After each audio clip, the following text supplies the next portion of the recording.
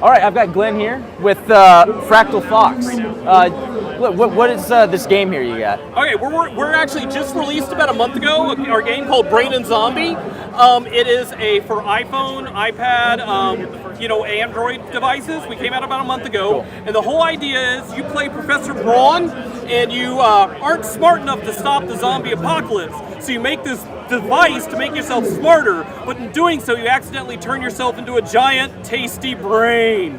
And so what's more appealing to every zombie out there than a giant, tasty brain? Wow. We just describe the game itself as kind of it's like playing pool, except where the balls are actively trying to eat you.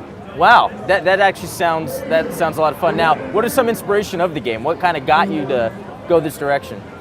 It was actually a late night. We were watching movies, and it was one of these things of, we were just goofing around, coming up with ideas, and one idea left to another. There's really no real concrete way how it just came out. That's awesome. It was just like, hey, what if you're a giant brain and the zombies wanted to eat you? And we were like, why has no one thought of this? And so we just were like, what kind of game can we make about it? Okay. And that's kind of what we did. There's a lot of breaking stuff in the game, and that's what we have. We have our meat grinder of science, and what that does is you grind everything you break in the zombie bits, and that gets transformed into coins, which you can then spend in the store for power-ups, which are hats. We have one-time power-ups, all sorts of crazy stuff like that. Okay, and so being on a mobile device, a touch device, is that kind of where this has to be? Just because with touch, you almost have more control. So would you say this game is just made for touch? Yeah, it is. It really is developed around the touch interface. When you're developing for a system, you need to kind of embrace everything about it. And so it's like your mechanics is simply you hit the brain and you stretch it back and let him go and he goes flying. And it just feels right. You get that tactile response as he bounces around the levels. And we've got some huge worlds. Presently, we've got 4 worlds. Each world introduces its own new mechanic as well as new zombie type. And then at the convention, we're out announcing our 5th world. We're letting people get a chance to play it. It's our robot factory. We've got 60 hat power-ups in the game. We've got 60 more coming in the near future. It's a pretty wild game. Yeah, that actually sounds really cool. Now, can you kind of maybe explain a walkthrough of a level?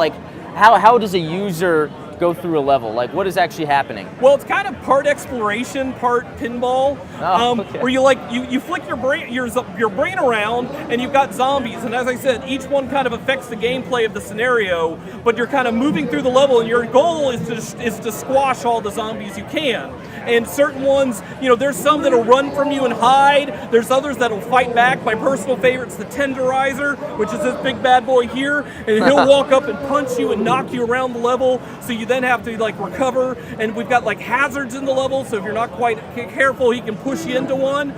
We have horde modes. One of our big horde modes has 500 zombies coming at you at once, and you just have to flee and run for your life and survive as long as you can. Wow, that sounds really cool. And did you say it was on iOS and Android? Yes, we're on iPhone, iPad, Android devices, the iPad Touch, that kind of stuff.